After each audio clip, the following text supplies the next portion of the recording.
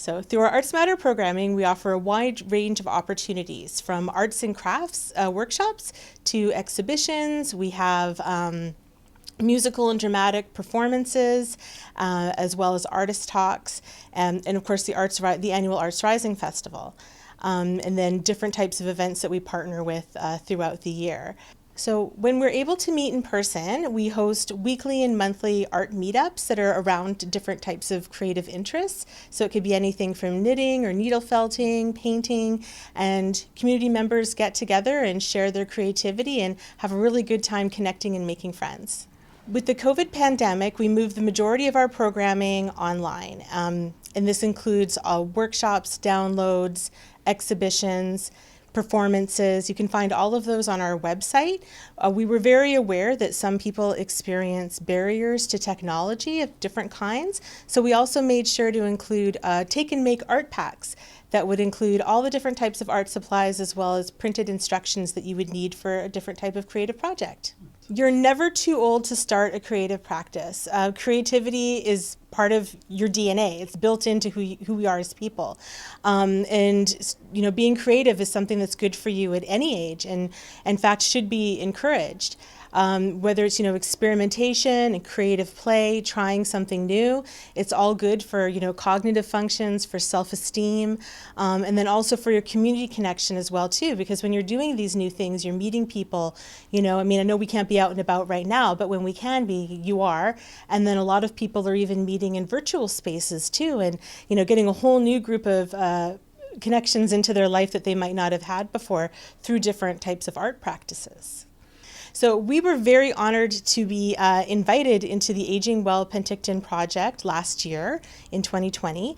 We had already sent out, I think it was about 500 or so art packs out into the community as a response to the COVID pandemic and people who were sheltering in place at home, especially our most vulnerable community members, of which some seniors are a part of. And the Aging Well Penticton folks had seen that and then some of the pivoting work that we'd been doing with our online programming and invited us to come on board for the project. And it was so cool because we'd already had quite a great cohort of seniors that had interacted with our organization, whether it was through program participation or volunteerism, and also serving as board members, and of course being artists that interact with us. So it was really great to be able to have a more focused aspect of our programming specifically for seniors. And so already that's resulted in quite a few more events that we've had, such as Dawn Wade and Sax Among Friends doing performances with us, the Organic Humans as well, that's another band composed of seniors, Alice Strohmeyer, who leads the Artsy Aging with Alice program, which is really cool. She does weekly kind of like virtual art meetups through a Facebook group, and we're also looking at doing more with that as well too, through online videos and then also downloadable PDFs as well. So yeah, so it's really been quite cool, and we're very excited to see how far it can go and just involving as many seniors as possible. And again, I think it's also breaking through that that myth of like, oh, I can't be creative, I don't have any kind of like artistic talent and that type of thing, and really focusing more on the process of creativity as opposed to being so tied to the outcome of the creativity. Because actually, I mean, just doing art and making art of any kind, like you don't need to have an innate or basic kind of skill set. Everything can be learned.